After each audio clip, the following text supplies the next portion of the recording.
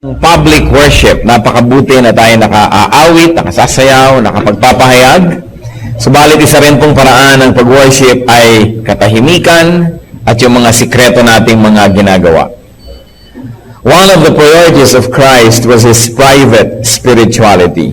So Mark 1:35, very early in the morning, while it was still dark, Jesus got up, left the house, and went off to a solitary place where He prayed. Nakikita po natin ang pagpapahalaga ng Panginoon sa tahimik na pagsamba, sa private worship. Christianity and Christians also find a lot of strength and power in private spirituality, in secret worship. Ang atin pong pag-aaral ngayon, pinamagat nating Secrets that Jesus Loves. Heavenly Father, we pray that You may be our speaker today.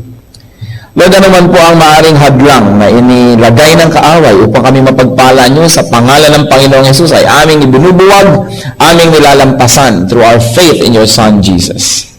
Whatever malicious plans the evil one had made against His assembly, we destroy and frustrate by the power of the Lord Jesus. And we put ourselves under Your protection, O Heavenly Father. Your name is the banner that rings, that is in our heart, O Lord. This is the banner that flies from our hearts. Your name, no other name but the name of Jesus, O Lord. At ang aming kahilingan, Panginoon, kayo po maghari sa dakong ito. Maghari kayo sa aming kalagitnaan at higit sa lahat maghari kayo sa aming puso. Kung meron mang mga kapaitan, mga takot, mga karamdaman, kasalanan, anumang maaaring maging hadlang para kayo tuloy-tuloy makapagpala sa amin, Panginoon, sinusuko po namin sa inyo. Ipatawad niyo po ang aming mga kasalanan. Bigyan niyo po kami ng kalakasan at turuan niyo kami, Lord, na sa inyo lamang magtuon ang aming paningin. Teach us, Lord, to bring every thought captive to the name of Your Son, Jesus. And this is what we like to do. We like Your Father to move within our midst, to accomplish Your holy purpose, to do Your will. And may You purify even our motives for being here today. Ano mang nakikita niyo, Lord, na mga kagustuhan namin na hindi ka nais-nais, inyo, Panginoong, puksain sa liwanag ng inyong kaluwalhatian. At kami na pasasakop ng dugo sa inyo, asking You, do Your will in our midst. We praise You and thank You, Father, and we ask You to speak to us powerfully. In Jesus' mighty name. Secrets that Jesus loves. Ano po kaya ang mga lihim at mga sikreto na kanais-nais sa Panginoon? Matthew chapter 6 verses 1 to 4. Be careful not to do your acts of righteousness before men, to be seen by them. If you do, you will have no reward from your Father in heaven. So when you give to the needy, do not announce it with trumpets, as the hypocrites do in the synagogues and on the streets, to be honored by men. I tell you the truth, they have received their reward in full. But when you give to the needy, do not let your left hand know what your right hand is doing, so that your giving may be in secret. Then your Father who is in secret, who sees what is done in secret, will reward you. And may the Lord continue to bless us by giving us the key to understand His words. So we're going to talk about secrets that Jesus loves, and one of that is secret giving. Giving to the needy, very especially. So ano po yung tinuturo sa atin? Give to the needy without publicity. Publicity and human praise will be the reward, and it's all the reward that you will ever get. Because God will no longer reward and repay you when people already honor you. Kaya hindi dapat na ipinagmamalaki, ipinagyayabang, ipinamamalita ang mga pagbibigay natin, lalong-lalo sa mga nangangailangan, sapagkat oras na tayo napuri na ng tao, naparangalan na ng tao, nabigyan pa ng plake, na ipagpagawa ng monumento, kung ano man yon, wala na tayong maaasahan pa na gantimpala mula sa Panginoon. Because God rewards openly good deeds that are done secretly. Yan po ang sinasabi ng ating binasa. At kung ididiin natin yung mga original words, talagang the reward is given openly to good deeds done secretly. Ano po yung rationale behind that principle? Because all good things come from the Father. Wala naman tayong production ng good things .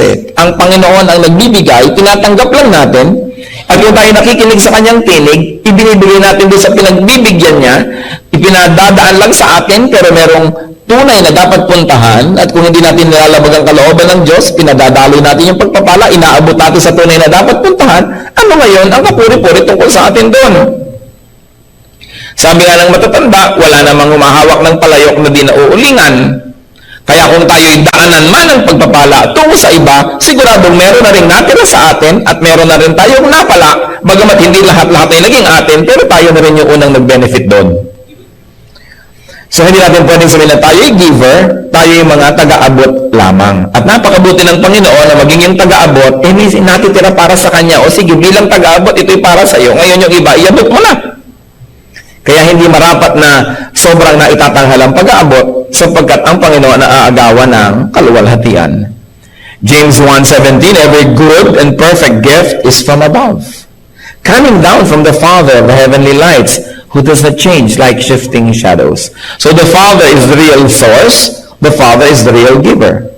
Therefore, the so-called charitable people are just vessels, channels of blessings. Salamat at dinidinig nila ang tinig ng Panginoon, sinusunod nila yung bilin, pero ang tunay na dapat na itanghal ay yung pinanggalingan ng pagpapalang yon.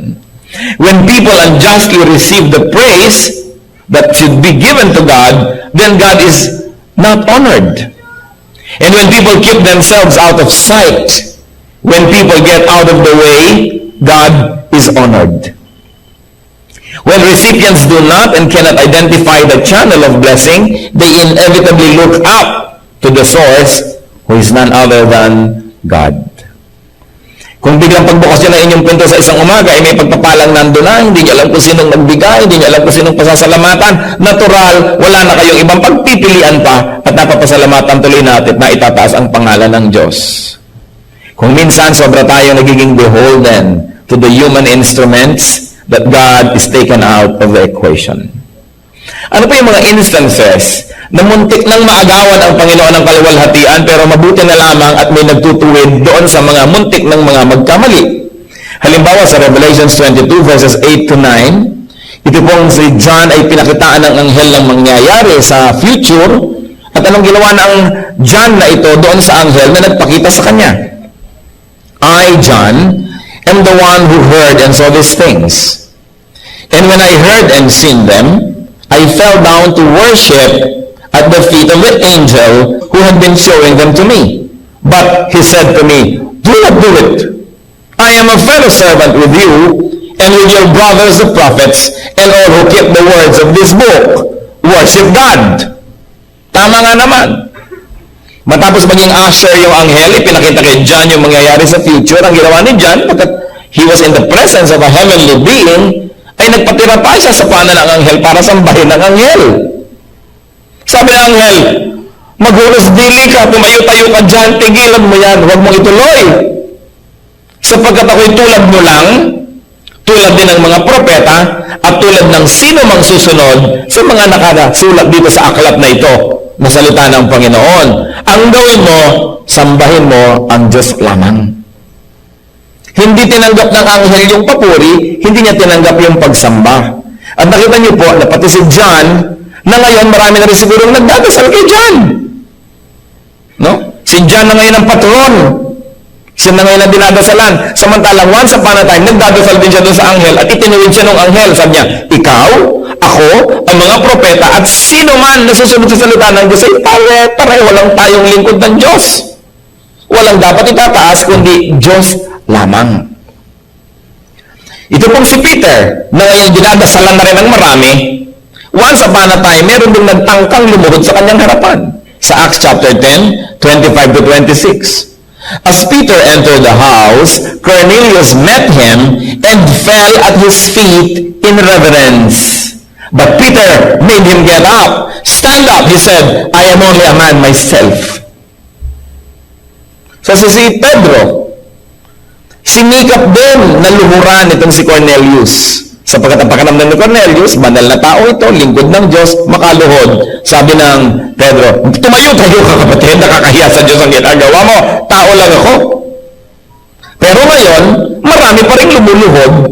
Hindi lang kay Pedro, kundi sa rebulto ni Pedro. Kaya yung revolted na makakapagsalita, sabihin mahiya-hiya ka, tumayo-tayo ka dyan. At pakidurog-durog mo ako, sapagkat hindi ako dapat narito, pinagbabawal ito ng second commandment, at di ka dapat lumuhod sa akin, ipinagbabawal ng first commandment. Nakita niyo kung nabubuhay lang yung mga yan ngayon, sila mismo ang number 1 na aangal sa ginagawa ng maraming tao sa kanila. At ang Panginoong Jesus, minsan naglalakad, may isang babaeng pumapapel. Luke 11:27-28. As Jesus was saying these things, a woman in the crowd called out, "Blessed is the mother who gave you birth and nursed you." He replied, "Blessed rather are those who hear the word of God and obey it." Sasabi nila isang babae nagmamagaling, pinagpala ang babae nagsilang sa iyo at nagpasuso sa iyo. At sinabi niya, ang tunay na pinagpala, yung nakakarinig ng salitang ito, nakikinig at sumusunod. Itinutuwid, sapagkat kung sino-sino ang binibigyan ng honor ng mga tao, liban sa Diyos at sa salita na nanggaling mismo sa Diyos. Kung magbabasa lang ng Biblia ang ating mga kababayan, maraming mga kabaliwan ang dali-daling mapapanaw. Mga pagsamba kong kani-kanino, pagluhod kong kani-kanino, pagdarasal kong kani-kanino, ang binibigyan ng papuri kung sino-sino. Ang binibigyan ng pasalamat kung sino-sino. Ay, salamat, tumigil ang baha. Bakit? Kasi nagdasal kami dito. Ay, salamat, tumigil ang bagyo. Ay, salamat, nagkaroon tayo ng mapayapang gobyerno. Ay, salamat, nagkaroon tayo ng ganito. Kanina nagpapasalamat, hindi sa Diyos, kung kani-kanino. Kaya di naman matapos-tapos ang mga pasanin na inihahampas sa atin ng langit sapagkat hindi tayo kumikilala sa tunay na dapat kilalanin. When God is honored, when truth operates, God blesses. Sapagkat ang karangalan ay para lang sa Diyos. Siya lang ang bagay tumanggap ng ganong mga bagay. Ngayon po, kailan ba maaaring halimbawang magbigay ka na nakikita ng iba? Kasi ang sinasabi natin, nagbibigay tayo na hindi ka tayo nakikita ng iba. Kailan kaya pwede na nagbibigay ka na hindi nakikita ng iba? One is giving to the needy, to instruct, or to inspire, or to set an example.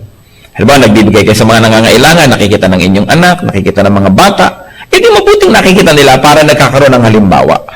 O nakikita tayo ng iba para naman tayo itularan, para makita rin nila, ma-inspire din sila, pero wala tayong mga iniisip to promote ourselves. But at the least, we allow our good deeds to be seen so that they may become good examples to others. And also, kung minsan, yung mga good deeds natin, ina-announce natin to promote order. Halimbawa, magdo-donate kayo sa isang church, sa isang institution, hihingi kayo ng resibo.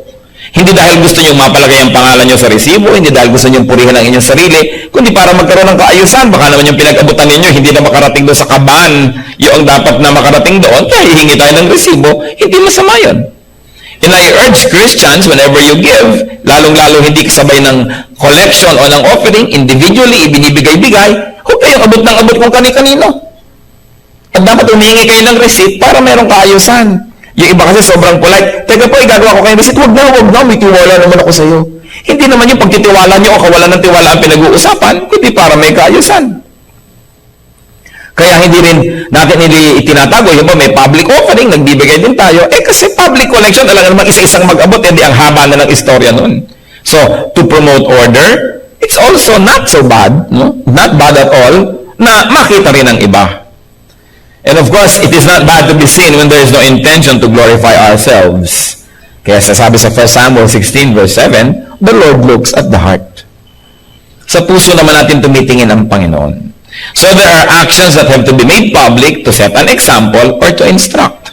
So what is good whenever it comes to giving? It's good whenever there's a giver and a recipient. It's good. But what is better? When the giver is unknown, it is better. And what is best? When even the recipient is unknown to the giver. Na nagbibigay tayo na hindi ka nagbibigay na alam mo yung binigyan. Kaya tuloy kung minsan may superiority complex ka na rin. Nagde-demand ka na rin ng special treatment. Kasi binibigyan mo. Akala mo rin kasi ikaw yung nagbibigay. Pero siyempre, you don't throw naman your good things in the air at bahala na kung kanino mapunta yun. Hindi ganon. But sometimes there are institutions we can trust. na ito po ang gusto kong itulong kung kaninong nangangailangan, kayong nakakaalam kung sino yon, kayo na ang magparating, maski hindi ko na malaman kung sino yon.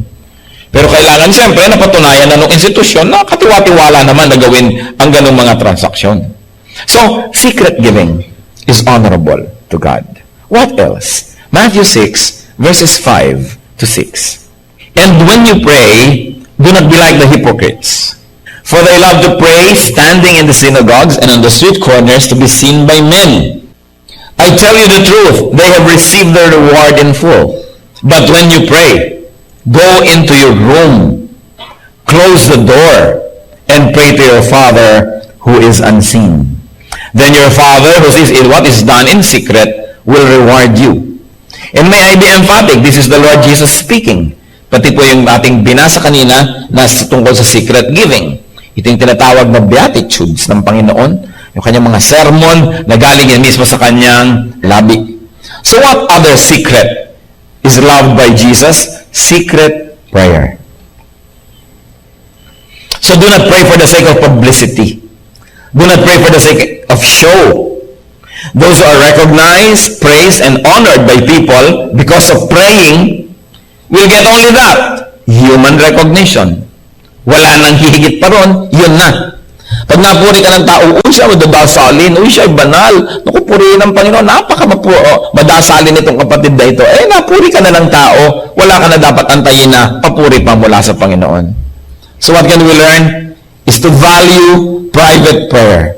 We should pray privately, to pray secretly. Those who pray secretly will be rewarded openly by God. Makikita ng tao na talagang nire-reward ka ng Panginoon, bine-bless ka. Hindi maitatago, hindi maikukubli. And what's the rationale behind this? People who pray publicly and openly usually get the credit. They usually get the honor.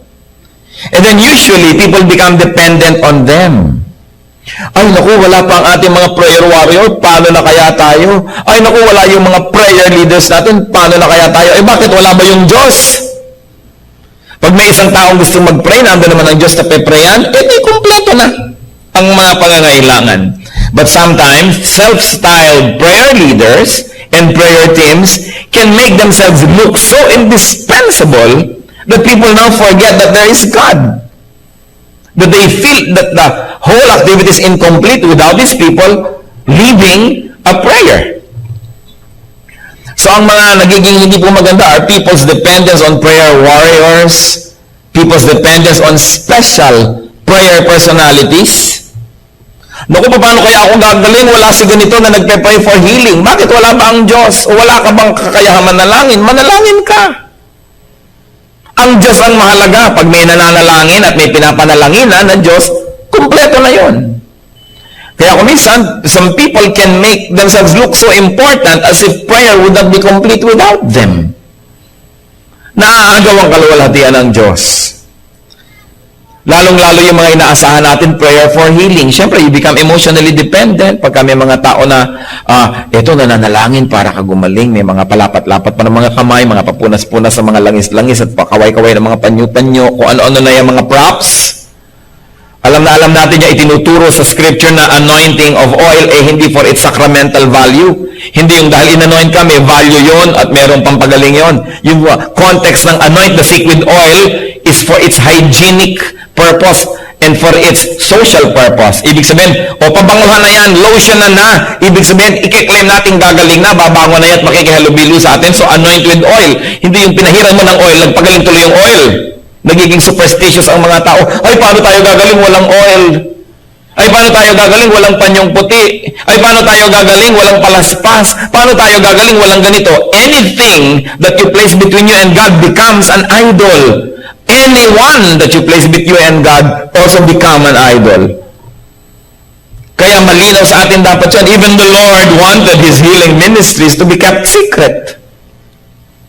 Ang nakakapagtaka, ang Panginoon, inililihim ang kanyang healing ministries, tapos meron namang mga tao na yun ay pinakakabunyag-bunyag at yan ang pinakakapromote-promote healing ministry. Baligtad. Sa Luke 8:56, isang batang babayang namatay at binuhay muli ng Panginoon at matapos buhayin mula sa kamatayan, her parents were astonished. But He, meaning the Lord Jesus, ordered them not to tell anyone what had happened.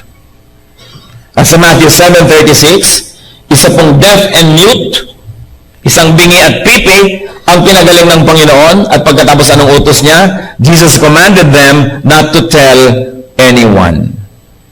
Ayaw ng Panginoon na ang mga tao pagkaguluhan siya dahil lang sa healing ng katawan. Gusto niya ang mga tao ay lumapit para isuko ang mga kasalanan, ihingi ng tawad at magkaroon ng bagong buhay. At manaka-naka ang Panginoon ay nahahabag naman sa mga tao, pinapagaling na rin sila sa kanilang mga karamdaman, subalit hindi siya dumating sa lupa para magpagaling ng mga physical illnesses. Dumating siya para magturo tungkol sa kasalanan at ang mga tao ay gumaling sa kanilang spiritual illnesses. At bonus na lang kung yung physical illness ay mapasama sa pinagaling. Pero siyempre, kung tayo ay may nararamdaman, kung ang mga mahal natin sa buhay ay may nararamdaman, ay kuminsan ay pinagdidinlan na rin tayo ng pag-iisip. Sometimes our reason is also clouded by very immediate needs, especially to alleviate pain, to the point that we give so much importance to physical healing when it is not the reason why Christ came to the world. So I came to call the sinners to repentance.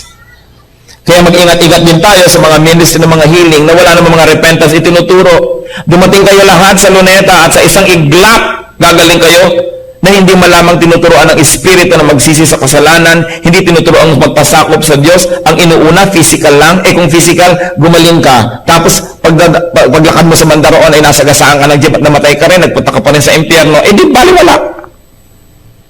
Kaya importante, inuuna yung Espiritu.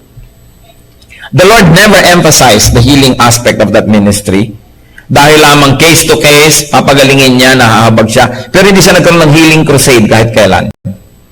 Alas 3 ng hapon, sa darating na linggo, magkita-kita tayo sa Gethsemane at may healing crusade. Walang ganun. Bagamat healing is available to people in faith, pero hindi yun ang number one. Ipinalilihim nga ng Panginoon. So beware of persons who publicize too much the aspect of prayer and especially prayer for healing. That they place themselves nearly indispensable in the economy of God. Meron pang mga akala mo mga prayer franchise holders. Nangyayari kahit sa ating bansa. There was once when there was a group who wanted to lead a big prayer rally. No? At mayroong tumutol ng grupo, sabi, prayer yan, dapat kami. Kasi kami ang kilala na prayer ministry. Bakit kayo? At kutakot-takot na sigalot ang nangyari on national level, mga kapatid, kung sino ang dapat manguna sa prayer. Nakakahiya. Kasi walang may franchise sa prayer, ang lahat ng anak ng Diyos ay maaari manalangin at dapat manalangin. Hindi masyadong ini-specialize ng ganyan mga bagay na yung mga iba hindi na nagpe-pray kasi meron namang prayer warrior na nagpe-pray. Everybody should be prayerful. So, kailangan nakikita po yung even our secret prayer. Importante yung public prayer kung ito ay talagang collective prayer, nakikita ang ating unity, pero hindi yun ang lahat-lahat. Napakahalaga rin po ng personal, secret prayer na kayo lang at ang Diyos ang nag-uusap. It is important. At ano pa po ang gusto ng Panginoon ng mga lihim sa ating buhay? Matthew 6:16 to 18. When you fast, do not look somber as the hypocrites do, for they disfigure their faces to show men they are fasting. I tell you the truth, they have received their reward in full. But when you fast, put oil on your head. Ito na naman yung anoint people with oil. Hindi ito for healing, kundi parang pabango, pampapresko. It is really for hygiene and for social use. When you fast, put oil on your head and wash your face, so that it will not be obvious to men that you are fasting, but only to your Father who is unseen. And your Father who sees what is done in secret will reward you. So ano pong mahalaga? The secret that Jesus loves? Secret fasting. Fasting should not be announced through physical display. Huy, bakit ganyan ang mukha mo? Humpak na humpak ang pisngi mo. Nagfa-fast kasi ako eh. Sacrifice should not be announced through any hint. Na, alam mo, hindi na kami kakain ngayon eh. Nag-iisip na kami ng lunch ngayon eh. Bakit? Kasi ipapadala namin sa charity ang aming pang lunch. Huwag na kayo maingay. Huwag nang ipagmakaingay pa. Self-denial and sacrifice, works of piety, should not be leaked, should not be suggested or hinted, should not be publicized for self-glorification. Mahalaga yung privately. Ang Panginoon lang nakakakita. Being praised by people when you fast or sacrifice is all the reward that show-offs will get. Wala nang iba. Kaya dapat po tayong mga anak ng Diyos na nagpapahalaga na tayo ay makabigay ng kaluguran sa Diyos, na ang Panginoon ay matuwa sa atin. Pinakakalihim-lihim natin ang mga ginagawa nating mabuti, pinakakalihim-lihim natin ating mga sakripisyo, hindi natin binubunyag-bunyag, sapagkat oras na ikaw ay itinanghal na ng tao, yun na ang premyo mo, wala nang iba. At hindi lang premyo, kundi baka na-offend pa ang Panginoon kasi naagawan mo siya ng kaluwalhatian. Pious acts done secretly are openly rewarded by God. Hindi yung magbibigay ka ng donation at cheque kasing laki ng blackboard.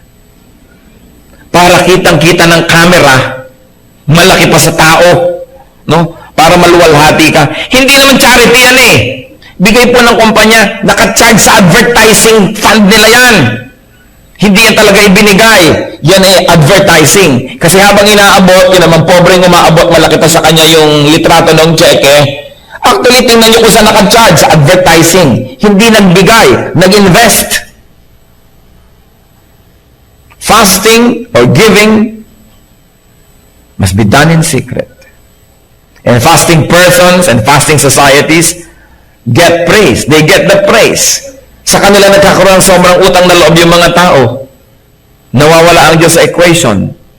Kaya naman, nawawala ng kabuluhan. Tatlong mga secrets that Jesus loves. Secret prayer, secret giving, secret fasting.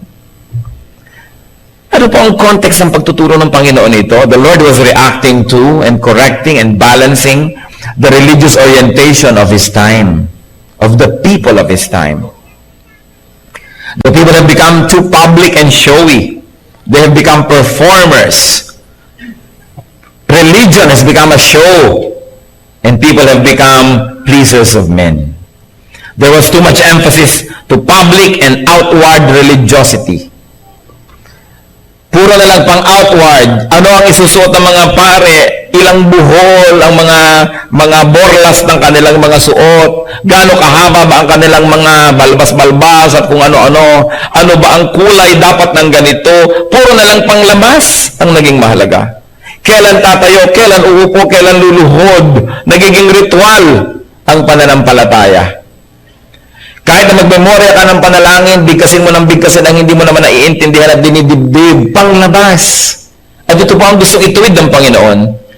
Nag-focus lang nga siya sa fasting, sa prayer at sa giving, pero pwede natin itong palawakin sa lahat ng larangan ng ating pananampalataya na hindi lang yung nakikita ng kapwa ang mahalaga, kundi kung ano yung nangyayari sa ating kalooban, kung ano yung private. Tulad ng binanggit sa nauna nating mensahe, hindi lang good manners ang hinahanap sa atin ng Diyos, na nakangiti ka pero naiinis ka sa iyong kapwa, nakangiti ka, at least nakangiti ka, may good manners ka. But spirituality is beyond good manners. Dapat nakangiti ka pero hindi ka naman galit sa loob, kundi nakangiti ka sa labas at sa loob ay nakangiti ka rin kahit talagang tunay siyang nakakainis kasi tayo ay nagbago na, marunong tayo magpatawad, marunong tayo magpasensya, so nakangiti ka sa labas pero hindi lang etiquette, kundi yun ang tunay mong niloloob. Mahalaga na nag-a-agree yung nasa loob at nasa labas. Kasi pag hindi nag-a-agree yung nasa loob at nasa labas, nagkakaroon tayong sakit. Nagpapanggap ka. Sobra ang stress ng iyong buhay. Ngayon nasasabihin niya, hindi na ako magpapanggap, talagang kakalmutin ko na yung kinakainisan ko. Hindi naman. First step yung nagtitimpi ka, panglabas, mukha kang maayos at payapa, maganda. Pero lagyan niya ng counterpart sa loob. Ibig sabihin, nagbagong loob na tayo, naghunos dili, kaya yung tunay na pinanggagalingan ng ngiting yan, na isang pusong nakangiti rin doon sa loob. Pagbabago sa kalooban. Kadalasan ang ginagawa ng maraming Kristiyano is nothing but just good manners. Kumusta ka kapatid? Nagkakamayan pero yung anino nila, nagsusuntukan. Hindi sapat yun, bagamat at least hindi tunay na nagsuntukan physically. Pero pag nagsusuntukan kayo spiritually, kahit physically, nagkakamayan kayo, ang nakikita ng langit ay yung parehong yun. At ang mahalaga, yung spiritual reality. Because God looks at the heart. So it is not enough that we are cordial. It is not enough that we are polite. But we must always surrender ourselves to the work of the Holy Spirit so that inwardly, we have really become kind and good and gracious and forgiving. That it is really what is depicted outside, yung totoong nangyayari sa ating kalooban. Ang mahalaga po, tulad ng sinasabi sa 1 Peter 3:3-4, your beauty should not come from outward adornment, such as braided hair and the wearing of gold jewelry and fine clothes. Instead, it should be that of your inner self, the unfading beauty of a gentle and quiet spirit, which is of great worth in God's sight. Now, before you get 1 Peter wrongly, hindi niya sinasabing huwag kayo magsuklay. Hindi niya sinasabing huwag kayo magsuot ng magagarang mga kagamitan o kahit ng mga alahas, lalo't malinis naman ang pinanggalingan. Hindi po yun. Ang sinasabi, hindi sapat na maganda ang nasa labas, tapos pangit ang nasa loob. Kailangan unahin nyo yung nasa loob. Pero hindi naman sinasabing kung maganda ang yung kalooban, hindi baling pangit na yung nasa labas. Hindi yan, kasi people treated this as extreme eh. Minamaliit na nila yung mga nag-aayos, nagpupustura. Hindi yung masama. Lalo't galing naman sa mabuti yung isinusuot nyo sa inyong katawan. Ang point, hindi yun ang mahalaga kung sa kalooban naman ay napakapangit. Ngayon, maganda ka na sa loob at sa labas pa, di glory to God. Salamat. Because God is a God of beauty. So in giving, what matters is it is not what is openly given, but what is secretly withheld. Di ba pinag-uusapan nga natin, hindi lang yung nakikita sa labas ang mahalaga, kundi yung nasa loob? Kaya kahit naman sa giving, hindi lang din yung nakikita sa labas ang mahalaga, kundi yung nasa loob. Not only what is openly given, but also what is secretly withheld. Sa Mark 12:42-44. But a poor widow came and put in 2 very small copper coins, worth only a fraction of a penny. So sa collection box noong temple. Calling his disciples to him, Jesus said, I tell you the truth, the poor widow has put more into the treasury than all the others. Paano nangyari yun? Dadalawang kusing lang yung hinulog niya, yung iba ang lalakas, bagsakan. Nung nagbagsak yung mga mayayaman, blag, siguro magbalayan nila. Itong babae naman, sabi, tik. Kasi ang liit-liit nung kung hinulog. Pero sabi nila, pinakamaraming hinulog yan. Paano po nangyari? Sabi niya sa verse 44, they gave out of their wealth, but she, out of her poverty, put in everything, all she had to live on. So, hindi lang pala mahalaga yung publicly nakikita na binibigay natin na amount, kundi yung privately, yung pang natira, yung pala ang tinitingnan ng Panginoon. Hindi naman pinigil ng Lord yung babaeng, kawawa ka naman babae, exempted ka na, mahirap ka naman, huwag ka na magbigay. Hindi pinigil. Bakit hindi pinigil? Kasi alam naman ng Panginoon, yung binibigay natin, minumultiply niya. So habang nagbibigay tayo, hindi niya tayo binipigil para sa may mamultiply. Hindi katulad ng attitude ng maraming kapwa natin mahirap naman kami, kayo na lang ang taya. Mayroong medium church, yun na lang mayayamang pamilya ang magbigay. Kami na lang dito ang taga-upo, sila magbigay ng silya. Merong mga handaan, meron tayong magdadala ng kani-kanyang mga dala. Mahirap naman kami, hindi na kami magdadala, kayo na lang mayaman. Kaya tuloy lalo yung mayaman kasi nagbibigay sila, anong multiply ng Diyos? Yun naman mga makukunat, ayaw magbigay, ayan, anong multiply ng Panginoon? Di wala. Kung bakit meron tayong mentality, mayaman ka naman, kaya bigyan mo ako. Mga empleyado, mayaman na yung may-ari natin, nakawa na lang natin siya. Mayaman naman siya ikaw ba nagpayaman? Kung hindi ka naman katulong nagpunta ng kayamanan, bakit kasama ka ngayon kumukot-kot nun at gusto mong kumuha rin? Yung ito pong mentality na ito kailangan maiba. Na hindi ko mo mahirap ako, pananagutan ako ng lahat. Minsan makikita mo sa TV, yung mga nagtirahan sa mga gilid ng ilog na hindi naman pinapatira doon, nagtirahan doon, may baha, ililikas tuloy ng gobyerno, ililikas ng libre, isasara mga eskwelahan natin para itira sila ng libre, papakainin ng libre, nagagalit pa sa TV, ang tagal-tagal, wala pa yung relief sa amin. Nagbabayad ba kayo ng buwis? Ang lakas ng loob yung humingi ng relief goods. Di ba? Yung mentality ng ating maraming kababayan, mahirap ako, meron ka, therefore sasandal ako sa'yo. Hindi ako mag-iipon. Pag namatay ako, itutumba ko sa yung bangkay ko. Problema mong bumili ng ataol para sa akin. Di ba? Hindi ko isipin na magkakasakit ako. Pag nagkasakit ako, bigyan mo ako, meron ka kasi.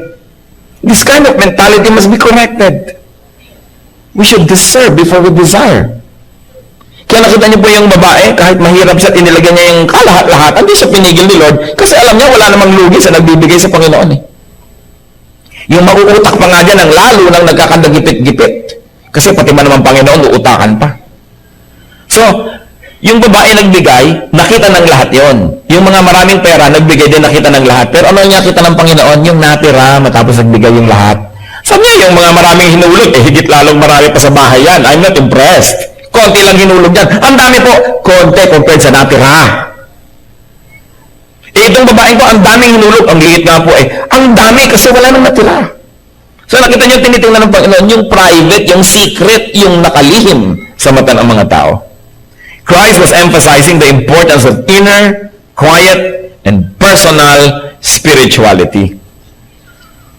Ano po ang ating buhay? Kumusta naman? Is our open religiosity matched by and grounded on and energized by our inner spirituality? Ang pag-worship niyo po ba, kasabay tayong lahat, merong katumbas na private worship nyo? Sa inyong silid, sa inyong bahay, sa ilalim ng puno, kung saan man na, kayo lang ng Diyos sa nag-uusap, nag-worship kayo. Ang ating pong public prayer na tayo, lahat ay yumuko, ipikit ang mata at magdasal at sabay-sabay naman tayo. Meron po ba kayong panalangin na private lang? Kayo lang ng Diyos ang nag-uusap. Mahalaga yun. Ang ating mga ginagawang mga kabutihan sa panglabas, naroon ba't may katumbas doon sa loob? These are the secrets that Jesus loves. Giving, praying, fasting, or sacrificing. God looks at the heart. God looks at what's inside. And God looks at what is secret. So let us use our energy not in hiding what we are, but in becoming what we should be. Dapat tayo po mga anak ng Diyos maging totoo sa loob. Sapagkat ang spiritualidad natin ay hindi isang palabas, hindi siya show business, dapat ito po ay spiritual, totoo sa loob. Let us continue to nourish our spiritual and private spirituality. Mahalaga na nagtitipon-tipon tayo, nagkikita-kita, maraming group activities. Kasing halaga rin po nun, private spirituality, private prayer, private devotion, private reading of God's Word, private worship. Kaya napaka-importante sa ating paglagong spiritual. Ama naming Diyos, tunay nga you are God of balance. Hindi lang panglabas ang mahalaga sa inyo, kundi yung pangloob din. Higit pang ang mahalaga. Pakisuri niyo po kami, Panginoon, kung tunay nga magkatugma ang panglabas naming buhay at pangloob. Sa pakikitungo namin sa kapwa, yung bang nakikitang ngiti sa aming labi, ay may katumbas ng ngiti sa loob ng aming puso. Yung bang aming mga pagsamba sa iyo, pag marami kaming kasabay, ganun nga kaming sumamba sa iyo kung tayo'y napag-iisa lang, Panginoon. Ipakita mo po sa amin, Panginoon, that deep spirituality is private. It's between you and us, privately, secretly. Ano po ba mga lihim na buhay ng mga kapatirang nakaharap sa inyo ngayon? Anong kabutihan at mga kabanalan ang nakikita sa labas, Panginoon, subalit ano namang mga karumihan ang nasa loob na tanging kayo ang nakakakita? Siyasatin niyo po kami. Inihahayag namin sa iyo ang aming puso. Napahihi po kami, Panginoon, humihingi ng kagalingan. At sa sino mang mga kasama namin ngayon, na may mga lihim na buhay, mga lihim na bahagi ng buhay, nawa, Panginoon, ang mga lihim na ito. Tapunan mo ng iyong liwanag. Sunugin mo ng apoy ng iyong kapangyarihan. Mga lihim na masasama at di tama. Mga lihim na nakahihiya. Mga lihim, Panginoong, iniingat-ingatan. Lampas-lampas ang tingin mo sa amin, Panginoon. Wala kaming maitago sa inyo ni ang aming iisipin pa lang ay alam nyo na. Doon kayo mag-minister sa amin, Panginoon. Makita mo na wag doon kami lubos na napapasakop sa inyo, doon sa private life, sa private thoughts, sa aming private moments. Nais namin kayong sambahin, kasama man o hindi ang mga kapatiran. Nais namin maging matuwid, may nakatingin mang kapwa-tao o wala. Sapagkat unang-una, nais namin maging matuwid sa inyong paningin. Wala kaming bundok na maaring akyatin, walang mga libis kaming maaring puntahan, walang mga malalalim na dagat na maaring kaming sisirin na wala kayo doon. Kaya wala rin kaming mapupunta at makapaggagawa ng kasalanan di ninyo alam. Panginoon, nawa, kumilos ang Espiritu nyo sa aming buhay. Ipakita nyo sa amin ang kalagayan ng aming private worship, ng aming private spirituality. Yung kayo lang ang nakakakita. At nawa, doon pa lang, maging kalugod-lugod sa inyo. Ipatawad mo, Panginoon, sa amin ang mga bahagi ng aming pamumuhay na di ka nais-nais, bagamat lihim. Hindi bagay sa iyong mga anak kami mga iniingatang mga madudilim na lihim, sapagkat kami mga anak ng kaliwanagan. And if we walk in the light, as you are in the light, we have fellowship with you and with the brethren.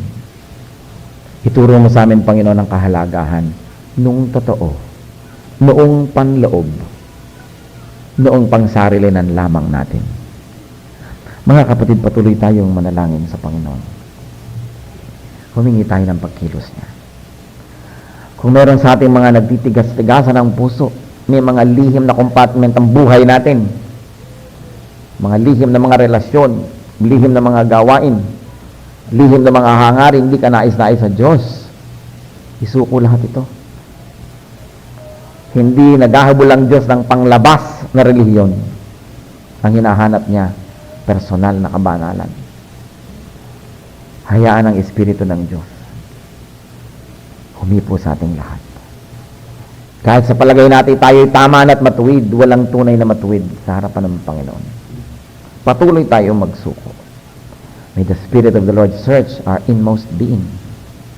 And may we find refinement through the fire of the Holy Spirit. Let's be alone with the Lord for a while.